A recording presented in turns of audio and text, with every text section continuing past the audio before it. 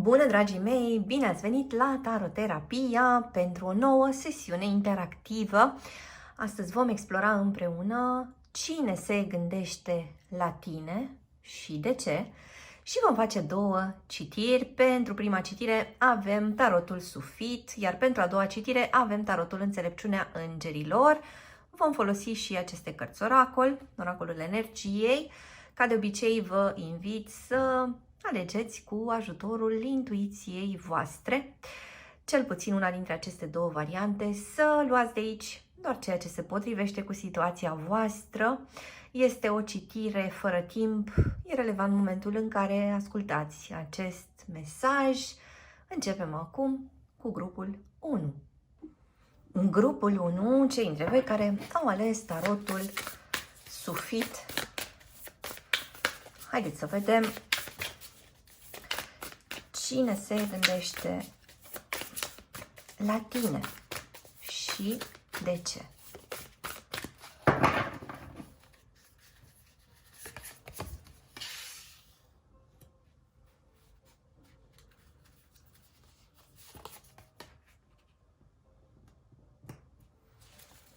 O persoană semnificativă, o persoană foarte importantă pentru tine, ascultătorule. Avem aici energia papei împreună cu un 10 de cupe. Pare să fie o persoană cu care ai trăit foarte multe momente de fericire, de bucurie, de împlinire. O persoană cu care ai simțit că poți să faci cam orice. Cineva care prinde aripi în preajma ta, cineva care la rândul său te inspiră foarte mult. Haideți să vedem mai departe din oracolul energiei. Cine se gândește la tine și de ce? Iată, a apărut și cea de-a patra chakră cu energia inimii. Aici este posibil să avem acea persoană pe care tu o consideri iubirea vieții tale. Și la rândul său pare că această persoană te consideră iubirea vieții sale. Primele cărți arată o legătură extrem de puternică. Ceva de nerupt. Avem aici nu doar sentimente, și sentimentele astea par să fie reciproce, dar avem și acele aspecte care țin de o decizie conștientă de a lupta pentru această relație, de a dedica timp și resurse prețioase acestei relații, de a o face să meargă. Genul ăla de relație în care a fi împreună la bine, dar și în momente de dificultate. Pare să fie un concept pe care îl aplicați amândoi. Pare că este o relație investită puternic de ambele părți, de tine și de această persoană. E ca și cum v-ați întâlnit și n-ați mai stat pe gânduri. Și parcă n-ar fi existat aici loc de jocuri sau de conflicte pentru lucruri mici sau pare că v-ați luat în serios, pare că e genul de conexiune care v-a schimbat profund. Și pe unul și pe celălalt. Și gândurile acestei persoane care sunt țintite asupra ta, ascultătorule. Cineva care, iată, de fiecare dată când închide ochii, vede în interiorul său o imagine a ta foarte, foarte clară. De ca și cum tu ai ghida drumul acestei persoane. De ca și cum persoana asta te-a luat ca reper absolut. Iar asta înseamnă că ai tot inspirat această persoană, ai tot impulsionat poate această persoană, ai fost ca o muză pentru această persoană și ești în continuare persoana la care vine atunci când vrea o opinie bună, corectă. Atunci când vrea un punct de vedere obiectiv, atunci când caută sprijin emoțional, parcă nu lipsește nimic din povestea asta voastră, adică e o împletitură foarte frumoasă între două persoane care reușesc să găsească armonia una în prezența celeilalte, două persoane care reușesc să împărtășească o iubire mare.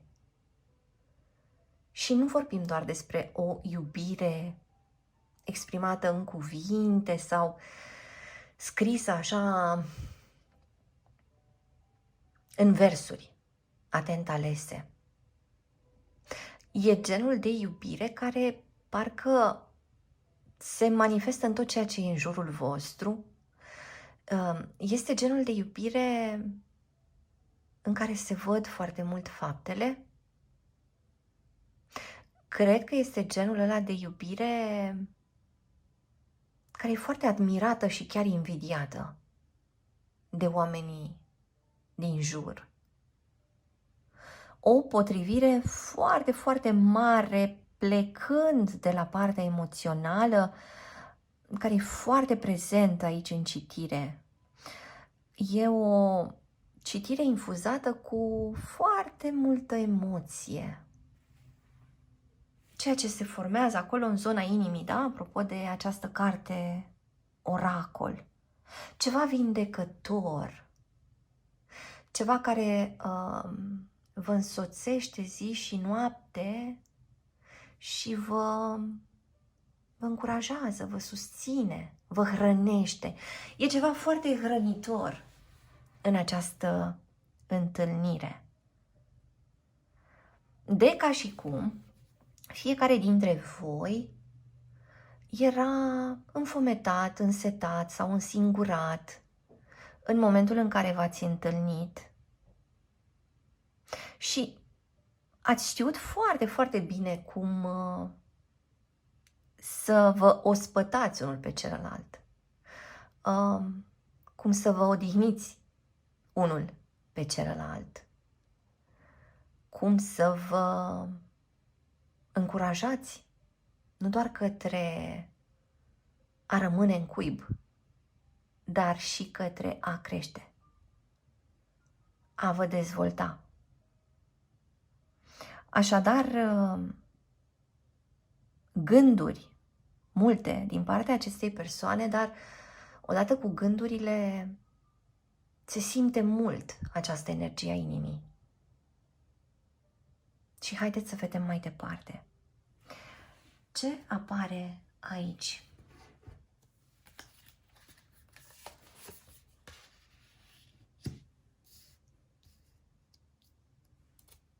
Iată, a apărut arcana forței sau puterea. Mă întreb ce anume a venit să tulbure acest paradis. Pentru că în tot ceea ce am descris mai devreme, la un moment dat pare că se prezintă un factor perturbator. O serie de evenimente cărora trebuie să le faceți față. Niște întâmplări care vă fură somnul și liniștea. Păreri de rău, o apăsare foarte mare, cineva cu migrene, cu dureri de cap puternice. Cineva nu mai reușește să doarmă liniștit. Și deși ceea ce vă doriți în continuare este această relație și acest împreună, da, pentru că avem un 9 de cupe, persistă aici ceva care seamănă cu un soi de încercare, test sau o serie de examene și vă întrebați oare când se termină odată cu ele? Și de ce nu putem să stăm liniștiți, da? De ce nu putem sta în pace, să ne bucurăm de iubirea asta, să ne bucurăm de întâlnirea asta, să ne bucurăm de ceea ce găsim în continuu, unul în celălalt. E ca și cum fiecare dintre voi ar fi un univers extrem de curios în legătură cu celălalt. Da? Deci fiecare dintre voi are un grad de curiozitate mare, aveți și entuziasm, aveți și această dăruire fantastică față de partener. Și spuneam în același timp, parcă se mai adună și niște nori aici, în conexiunea asta. Cineva la un moment dat parcă intră cumva într-un alt film. Există ceva ce parcă a schimbat puțin direcția. Și cred că vă întrebați de ce. Și cred că această persoană se întreabă de asemenea de ce. Așadar, simt că o parte dintre voi în momentul ăsta sunt în căutarea acelei armonii inițiale. Poate căutați o alianță, poate căutați pur și simplu o variantă prin care să puteți repara cu adevărat. Poate căutați o îndrumare, niște sfaturi, poate mergeți undeva într-o biserică, poate că vă rugați în legătură cu această situație. E ca și cum aveți de înfruntat acest leu. E ca și cum vi se cere să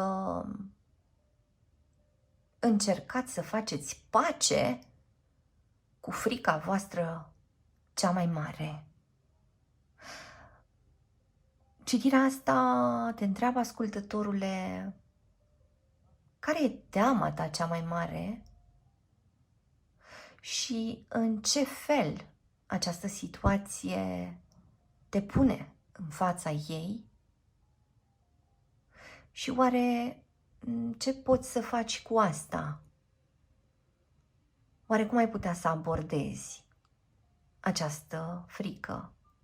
Pentru că această arcană vine să comunice și puterea pe care tu o ai în tine de a face față acestei situații și de a ajunge la ceea ce îți dorești, deși drumul nu pare să fie ușor. Dar de cele mai multe ori, drumul ăsta al învățării e presărat cu tot felul de provocări, capcane, teste, da? Ne mai pierdem pe drum, ne mai și întoarcem, luăm ceva din experiența aia. Și mă întreb, ce aveți voi de luat din această experiență? Ce aveți voi de pus nou în această poveste? Care este această bestie pe care trebuie să o înfruntați? Și cum o înfruntați? Pentru că această arcană a puterii vorbește despre felul în care voi puteți transforma lucrurile începând cu interiorul vostru.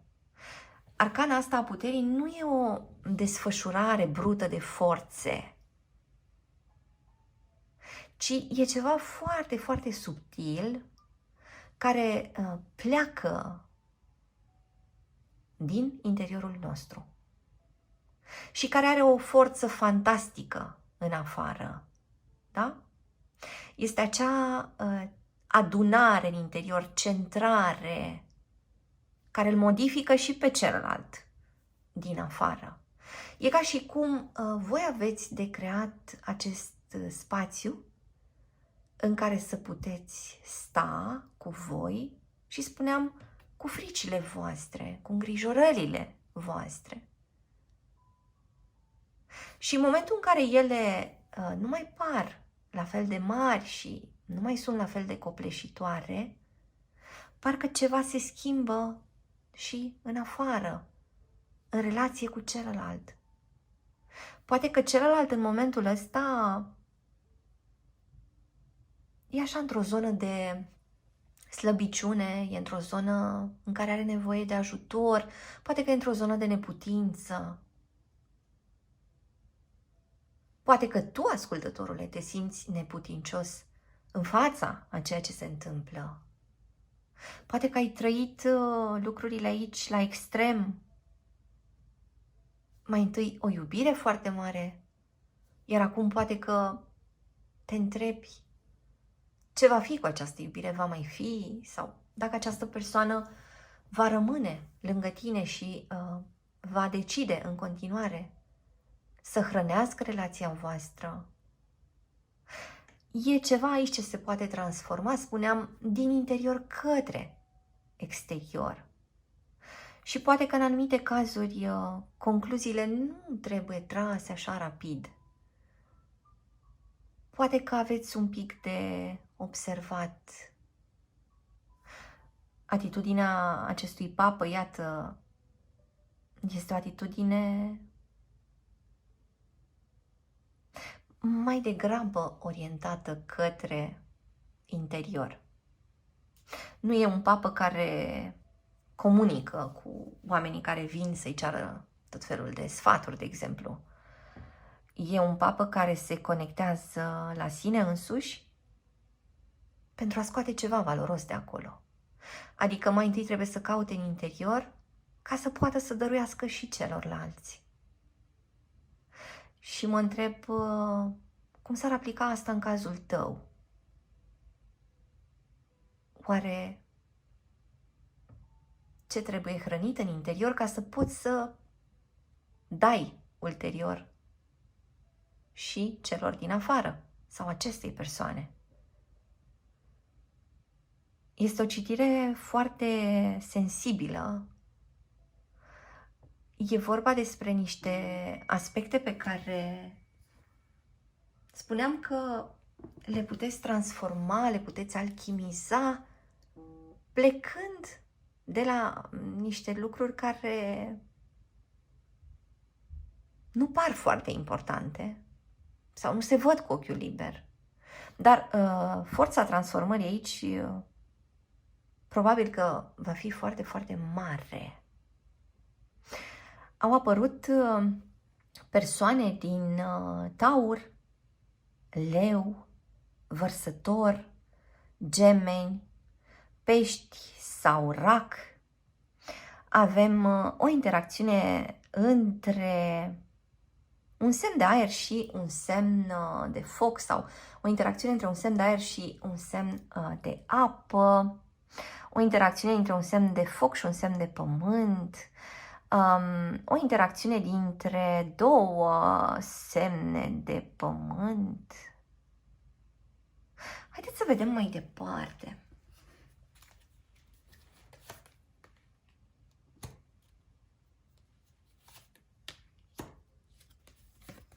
O, da, iată contractul care ne duce cu gândul la justiția din tarot. Sau cineva din balanță. Invidie. Constrângeri financiare. Mă întreb dacă în această conexiune, la un moment dat, întâlnindu-vă cu realitatea, cu ceva ce s-a întâmplat în jurul vostru sau cu niște influențe din partea unor persoane, ați simțit că această relație începe să se clatine. S-ar putea să auziți din partea acestei persoane că nu stă foarte bine din punct de vedere financiar sau că își caută o altă variantă, da? Pentru că ceva nu este satisfăcător la locul său de muncă, eu știu, poate vis-a-vis de felul în care își câștigă banii sau câți bani intră în cont în fiecare lună. Există ceva ce îngrijorează această persoană. Poate să aibă legătură cu zona financiară, spuneam, sau profesională, sau poate că această persoană e îngrijorată pentru niște simptome pe care le tot are de ceva vreme. Poate că îți va spune că va trebui să meargă la medic și să investigheze niște chestiuni care îl deranjează sau o deranjează. Mă întreb ce este cu această invidie. Simt că e vorba mai degrabă de cineva din exterior. Spuneam la început că povestea voastră, iubirea voastră pare să fie admirată, dar poate chiar invidiată de către alți oameni. Și apare acest aspect din nou, dar de asemenea apare acest aspect al contractului, ceea ce ați dat și încă nu s-a întors la voi. Urmează să apară niște rezultate pentru niște semințe care au fost plantate în urmă cu 1 până la 3, pot fi niște ani, sau poate în ultimele 3 luni, pentru unii dintre voi poate în ultimele 3 săptămâni. O întâlnire importantă mai este anunțată aici, dar și ceva absolut surprinzător, adică pare că veți afla un adevăr care v-ar putea lăsa foarte, foarte surprinși. Probabil că veți clarifica ceva. Cred că apar niște răspunsuri la niște întrebări importante și cred de asemenea că s-ar putea să aveți o discuție cu această persoană, o discuție în care parcă fiecare va clarifica și va delimita ce a adus și ce a adunat din povestea asta, iar pentru unii dintre voi această carte ar putea să anunțe o întoarcere, o punere la punct a relației în cazul în care între timp v-ați înstrăinat. Contractul ăsta pentru alții dintre voi ar putea însemna inclusiv o discuție despre căsătorie. Îți mulțumesc că ai fost cu mine astăzi, te aștept și data viitoare. Între timp, hai pe www.taroterapia.ro. Găsești aici cursuri de tarot cu metoda taroterapia, citiri personalizate, seturi de tarot, oracole, cărți și alte surprize. Dă un like, lasă un comentariu și abonează-te la acest canal dacă ți-a plăcut acest video, iar până data viitoare să ai grijă de tine! Sunt aici cu grupul 2, cu cei dintre voi care au ales tarotul Înțelepciunea Îngerilor și vom explora cine se gândește la tine, ascultătorile, și de ce au sărit aceste cărți. Haideți să extragem una dintre ele și haideți să vedem ce a sărit aici. Bun. Iată cineva care are mai multe joburi sau cineva care se împarte între mai multe activități. Cineva foarte, foarte prins la serviciu, care încearcă să găsească timp mai mult, poate și pentru viața personală. Haideți să vedem din grupul ăsta de cărți. Iată, cineva care trebuie să își gestioneze resursele în mod înțelept. De 2 ori cifra 4. Cred că aici avem pe cineva care în momentul ăsta nu comunică cu tine, ascultătorule. Cineva aflat în dificultate, cineva care parcă nu găsește măsura justă, cineva foarte nemulțumit de ceea ce se întâmplă în jurul său. Parcă trebuie să-și drămuiască banii, parcă trebuie să înțeleagă ce își dorește de la viață, parcă trebuie să se împartă, spuneam așa, în mai multe direcții sau între mai multe joburi, între mai multe activități.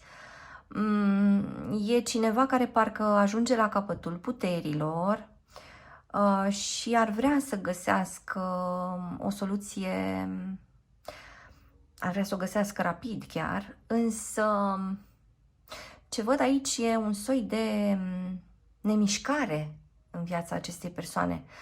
Ce vreau să spun e că, deși poate să fie o persoană dinamică, care poate călătorește mult sau muncește mult, sau spuneam că încearcă să gestioneze tot felul de activități, în interiorul acestei persoane lucrurile în fapt par să nu se schimbe, în sensul că el sau ea nu vede progresul. Vede doar partea asta de cheltuială, vede doar partea asta de consum de resurse, vede că nu-i place ce se întâmplă și simte că nu mai face față, spuneam, caută parcă cu disperare chiar o soluție, dar nu o vede. Și de asta probabil că avem această energie a lucrurilor pare și așa un soi de lac înghețat parcă, în care această persoană pare să fie captivă. Ți-ar spune în momentul ăsta această persoană ceva de genul nici nu știi tu prin câte trec eu acum. Sau nu mi-aș fi închipuit vreodată să mă trezesc într-o astfel de situație. Sunt prizonierul vieții mele, sunt principalul meu dușman. Sunt sabotorul meu numărul 1. Deci persoana asta conștientizează că există o zonă în care și-a făcut rău. A ales și a ales contra a ceea ce ar fi simțit, poate. Poate că e cineva care a făcut o alegere pe o bază pur rațională. Poate că e cineva care a crezut că un anumit drum va duce către fericire. Drumul ăla n-a dus către fericire. Spuneam că drumul ăla a dus către un prizonierat într-un lac înghețat și într-un lac înghețat nu e doar acel disconfort de moment și frigul, dar și riscul de a muri. Deci e cineva care se gândește că trebuie neapărat să-și schimbe viața, pentru că altfel calea asta pe care este acum îl va duce la pierzare. Este cineva, spuneam că care nu vede ofertele, care nu vede oportunitățile, deși și le dorește. Haideți să vedem mai departe. Continuăm aici cu aceste cărți care săriseră. Cavaler de cupe, această regină de cupe, cartea transformării, turnul. Bun. Persoana asta care se gândește la tine, ascultătorule, ar vrea să-și ceară ajutorul. Ar vrea să-ți pună niște întrebări. Ar vrea să capete însoțire și alinare. Da, deci simt că e zona asta emoțională care pare să fie foarte, foarte rănită și atunci e posibil să vină către tine și să-și ceară din timpul tău, eu știu, din experiența ta de viață, să-i dai ceva, să spui o părere, să-l ajuți într-un fel sau altul. Mai simt că aici vorbim despre o persoană care își reproșează că nu a fost suficient de deschisă cu tine. O persoană care își reproșează în momentul ăsta încăpățânarea. E ca și cum voi la un moment dat ați discutat despre niște riscuri și persoana asta la momentul ăla nu a ținut cont de părerea ta și s-a trezit fix în problemele acelea, care inițial păreau niște riscuri, da? Deci s-au materializat riscurile. Și persoana asta s-a simțit doborâtă de ceea ce a venit către el sau către ea. Și parcă îi pare rău. Se întoarce către tine să-ți ceară ceva, ascultătorule, tocmai pentru că tu observasești bine în ce ar fi putut să intre el sau ea. Avem și cartea turnului, da? Care ne arată că ceva a căzut deja. Cartea asta a turnului arată că ceva a fost deja dărâmat. Sau, atenție, urmează destul de repede să fie dărâmat. Dar acest turn poate să fie exact acea eliberare pe care o caută persoana asta. Turnul ăsta poate să fie tocmai elicopterul care extrage persoana asta din lacul înghețat. Așadar, simt că el sau ea vine către tine ca un copil care a făcut așa o prostie și știe că a făcut acea prostie, știe că s-ar putea să urmeze o pedeapsă, da, știe că tot la tine găsește și confortul și alinarea, da? Adică după pedeapsa asta vin și lucruri mai bune. Cam așa ar arăta abordarea acestei persoane în momentul ăsta. Mă întreb cum rezonează cu tine. Până acum au apărut semne de pământ care interacționează cu semne de apă. Văd de asemenea aici specific pe cineva din Scorpion. De asemenea, iată cineva din Săgetător sau Berbec. Cineva din Gemeni, de asemenea. Haideți să vedem în continuare din acest oracol al energiei. Ce putem afla?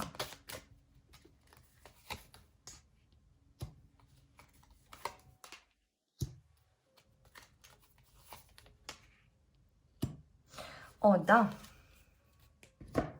O întoarcere în viteză. Pentru că această persoană apreciază ceea ce vine de la tine, ascultătorule, așa cum descriam și mai devreme. Parcă a venit momentul să vadă clar că se poate baza pe tine și pe opiniile tale. Dar asta după ce a făcut acel drum, da? După ce s-a întâlnit cu propriile experiențe, cu propriile eșecuri, da? După ce s-a întâlnit cu durerea, cu dezamăgirea.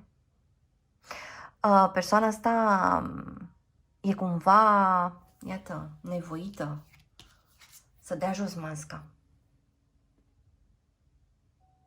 Simte că în momentul ăsta are foarte multe măști în multe zone din viața sa.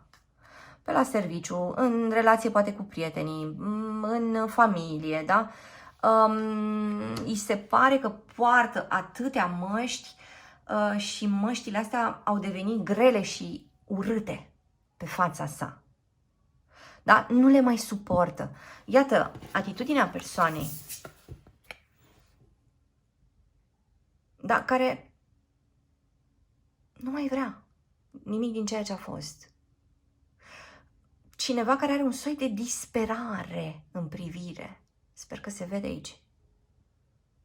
Da, e tristețe și e punctul ăla de unde nu se mai poate așa.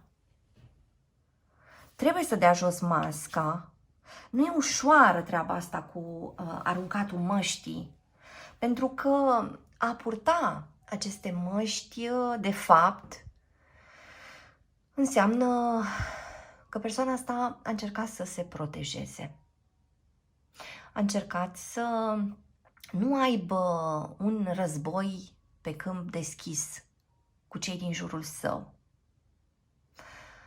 A încercat să țină cumva lucrurile într-un anumit echilibru, dar acest echilibru este precar. Sau ceea ce în trecut părea un echilibru, în momentul ăsta a devenit un soi de criză. Da? Pentru că lucrurile se schimbă în permanență. Și pentru că e ca și cum, iată, nemai având la îndemână sfatul tău direct, nemai având la îndemână prezența ta, nemai având la îndemână inspirația din partea ta, ascultătorule, parcă această persoană s-a afundat din ce în ce mai mult într-un soi de pădure cu foarte multă ceață. E ca și cum a pierdut drumul. Da? E ca și cum pe undeva și-a lăsat busola. N-a mai înțeles încotro. Deci simte că se pierde fără tine în momentul ăsta. Și această carte a atașamentului are legătură și cu o zonă de dependență emoțională. Da? Deci vorbim despre cineva care încă nu și-a construit acea fortăreață în interior, acel loc sigur, mai ales din punct de vedere emoțional. Și atunci trebuie să alerge la tine, da? Ca să ia de acolo iubire, ca să ia de acolo îngrijire, ca să ia de acolo niște elemente care să-i dea o anumită siguranță în propria persoană. E ca un copil care mai întâi trebuie să vadă la ceilalți, da? Trebuie să împrumute de la ceilalți, trebuie să-i imite pe ceilalți, trebuie să fie iubit de ceilalți.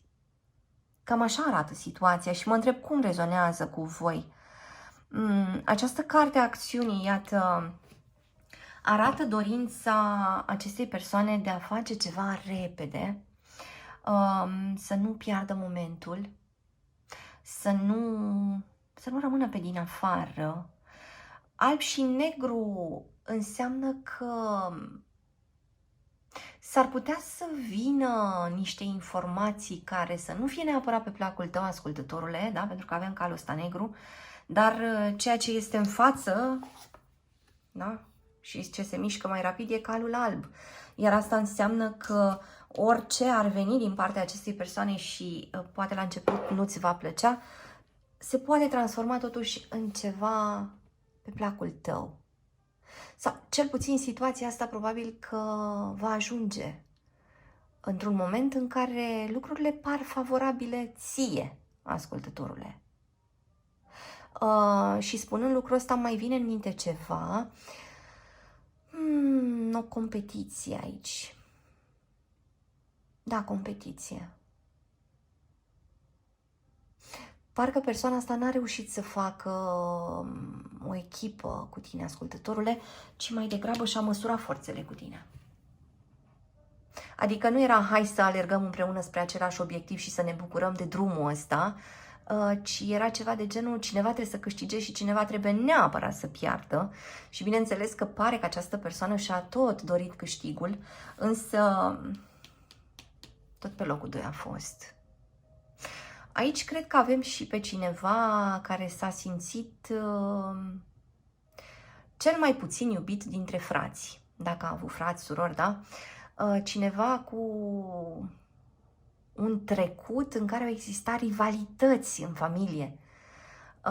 Parcă erau niște copii care încercau să câștige dragostea adulților.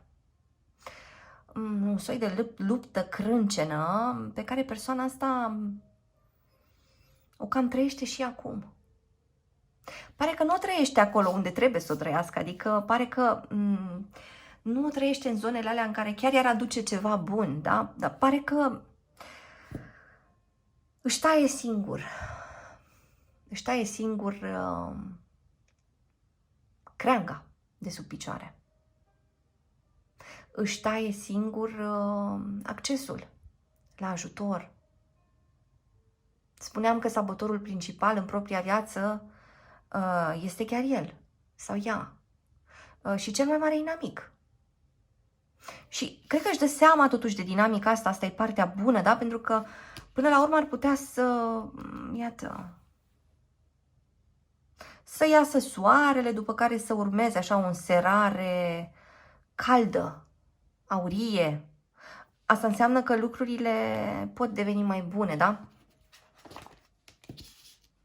Iată, o evoluție în care lucrurile devin ceva mai colorate, mai clare. Asta înseamnă și că această persoană trebuie să-și manifeste aprecierea față de tine. Poate că prețul pe care această persoană l-are de plătit față de tine, ascultătorule, ar fi ca măcar să își exprime aprecierea. Măcar să dea cezarului ce al cezarului, da? Să-ți recunoască meritele, să-ți mulțumească, să-ți arate o minimă recunoștință față de tot ceea ce ai făcut pentru el sau pentru ea. Apare această posibilitate aici. Îți mulțumesc că ai fost cu mine astăzi, te aștept și data viitoare. Hai pe www.taroterapia.ro, descoperă cursul de tarot intuitiv cu metoda Taroterapia. Obiectivul acestui curs de tarot este ca tu să înveți în mod intuitiv, rapid și practic cum să interpretezi tarotul pentru tine și pentru alte persoane, folosind orice pachet de cărți de tarot. La finalul acestui curs vei ști cum să folosești tarotul într-un mod practic, vei căpăta o perspectivă nouă, utilă pentru a interpreta cărțile de tarot în orice arie care te interesează: dragoste, relaționare, profesie, bani, dezvoltare, creștere personală, decizii de zi cu zi și așa mai departe. Vei ști ce indicii rapide să cauți în cărțile de tarot pentru orice întrebare pe care o ai. Vei cunoaște nu doar semnificația tuturor cărților de tarot, dar vei ști să obții rapid mesaje esențiale din combinațiile dintre arcane. Vei avea o conexiune mai bună cu intuiția ta și un mod inedit de a observa lucrurile nevăzute. Vei avea la îndemână, oricând și oriunde, materialul complet pentru a repeta ceea ce ai învățat. Accesul tău la curs este nelimitat. Vei putea intra oricând în contact cu Taroterapia pentru orice întrebare legată de acest curs sau de practica ta. Hai acum în comunitatea noastră pasionată de tarot și pregătește-te pentru o aventură fascinantă în universul arcanelor.